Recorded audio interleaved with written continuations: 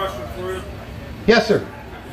I've been working for almost 2 decades to restore water quality in Drayton Harbor. And DNR has been a good partner in that they've allowed us the right of entry for a nonprofit to start a community oyster farm. That's the extent of their involvement. DNR has responsibility to protect those aquatic lands for the use of the people of the state of Washington.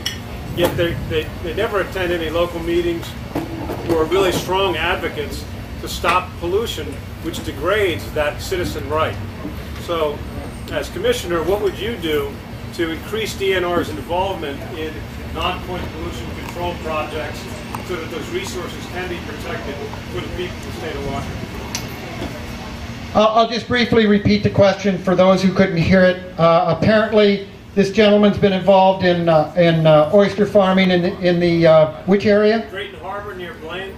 Okay, near Blaine. Probably some of the best shellfish growing and particularly oyster growing grounds in most of Puget Sound. And he's concerned about non-point pollution that occurs and that may be degrading water quality. This is an issue in the entire Puget Sound, and we know that in some areas of the Sound there are grave concerns about water quality. And I believe that the Commissioner of Public Lands should be a strong advocate and leader for the cleanup and recovery of the Puget Sound. And I'll point to a timber sale that was proposed in Darbu Bay, just in Hood Canal, which the DNR came out the loser about 2 weeks ago for exactly this reason.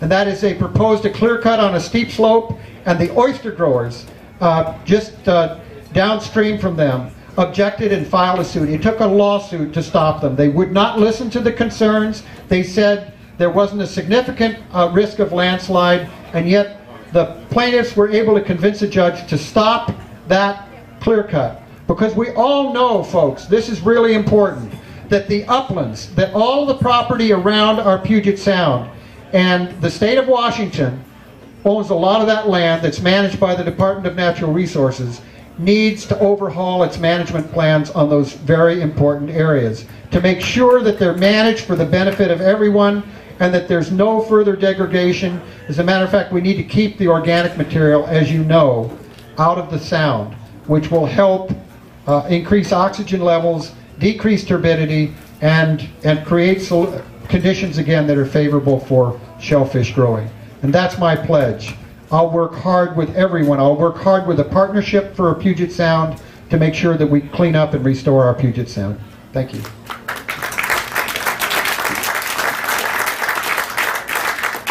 Yes, sir. Sutherland was up here at the Rome Grange, and I asked him, well, how much energy are we getting from all these public lands of ours? Not a watt in Washington County. Not a watt. No solar, no wind, no hydro. Well, and that brings up a really good point, and I neglected to tell you, and I apologize for this, but this question brings out the fact that I am very concerned about energy production here in the state of Washington. The Commissioner of Public Land manages 5.5 million acres, and it's a great opportunity to use the office to promote the production of clean, green, renewable energy all across the state. We need to use solar.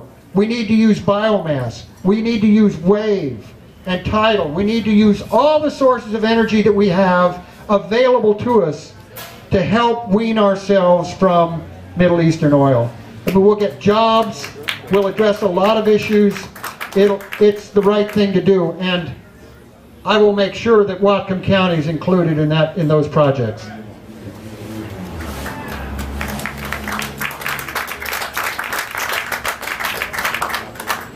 Another question? Yes, ma'am. I do a lot of work with critical areas and things, and it seems to me with DNR, one of the big problems is the lack of follow-up on FPAs and enforcement, and I was wondering if you'd address that. Thank you. So the question is about follow-up and enforcement of forest harvest applications.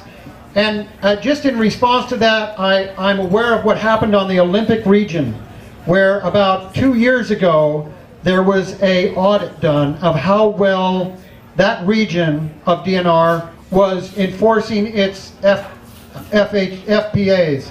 And the result was actually disastrous. It showed that over 80% of the forest harvest applications were incomplete. There was no follow-up. There was no follow-up with the tribes. There was no follow-up after the harvest to see if anything was enforced or not. So it makes it clear again, the thesis that I established early in my talk, and that is that when the timber companies give huge amounts of money to my opponent, Mr. Sutherland, what they get in return is the lack of oversight, the lack of any kind of follow-through, the lack of protection for the people, the environment, or the fish. And that's got to stop, folks. All right, I'll take one more question. Yes, sir.